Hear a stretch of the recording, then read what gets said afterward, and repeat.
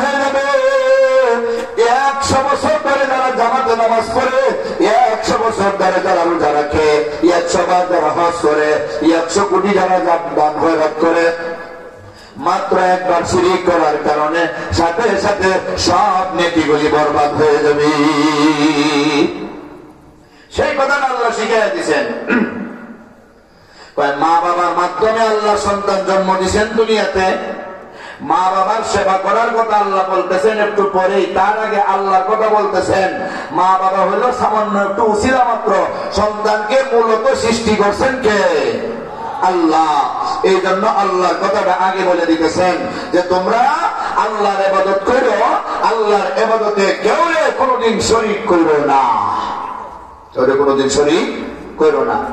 এরপর আল্লাহ বলেন ওয়াবিল ওয়ালিদাইনি ইহসানা, তোমাদের মা বাবার সাথে তোমরা সৎ ব্যবহার করো। এই পৃথিবীতে আল্লাহ 4 পদ্ধতিতে সন্তান দিয়েছেন, মানুষ সৃষ্টি করছেন।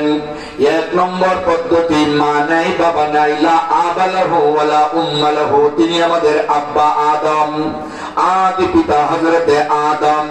আমাদের আব্বা আদম রে আল্লাহ মা বাবা ছাড়া নিজের কুদরতি হাত দিয়ে বানাইলেন, নিজের কুদরতি ফু দিয়ে রূহ ঢুকাইয়া দিলেন, সমস্ত ফেরেশতাদের আদমের পায়ে সাজদা দেওয়াইলেন, কিয়ামত পর্যন্ত সকল বস্তুর নাম শিক্ষা দিলেন, খালেস মাটি দিয়ে বানাইলেন, যার মাও নাই বাবাও নাই।